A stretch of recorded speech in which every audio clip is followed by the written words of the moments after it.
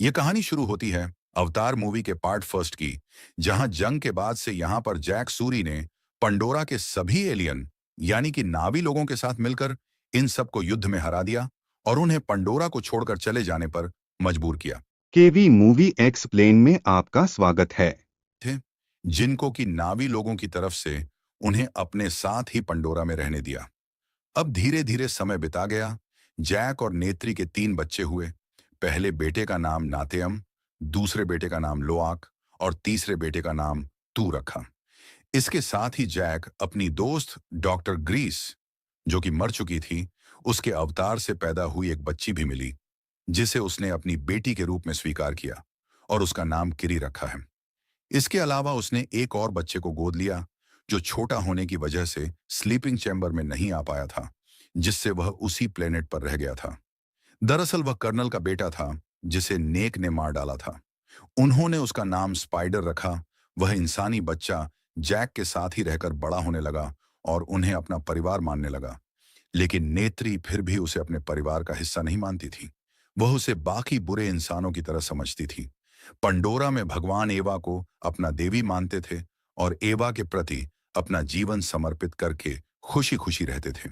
बाकी लोगों की तरह जैक ने भी अपने बच्चों को तीर चलाना सीख रहा था और दुश्मनों से मुकाबला करना बता रहा था, और वे लोग अपनी खुशी खुशी जीवन बिता रहे थे।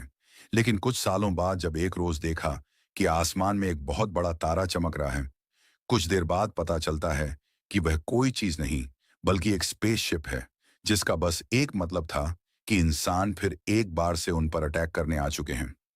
जब वह बड़े बड़े सीप उनके पंडोरा पर लैंड करते हैं, तो उनके धमाके से जंगल में आग लग जाती है, जिस जंगल में सभी जानवर और पेड़ पौधे नष्ट होने लगते हैं।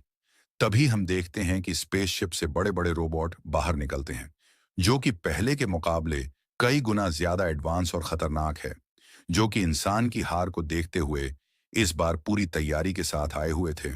और उन्होंने पहले के मुकाबले इस बार बहुत ही ज्यादा बड़ी आधुनिक मशीन लाए थे, जो कि बड़ी आसानी से पंडोरा के लोगों को और जंगलों को तबाह कर रहे थे। यह भयानक नजारा देखकर जैक और नेत्री हैरान मजबूर थे, और उनके पास इस तबाही के मंजर को देखने के अलावा और कोई रास्ता नहीं था। इसके बाद एक लैब को दिखाया जाता है, जिसमें एक अवतार जगाता है। पता चलता है कि वह अवतार इस कर्नल का है, जिसे वह इस लैब में फर्स्ट पार्ट में नेत्री ने मार दिया था।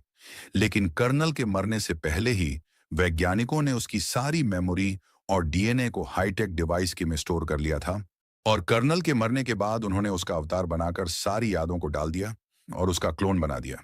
इसके अलावा मैकेनिकों ने उनके कई सारे सैनिकों का नवी अवतार बना दिया था, जिनका मकसद था जैक नेत्री और उनके कबीले को खत्म कर देना।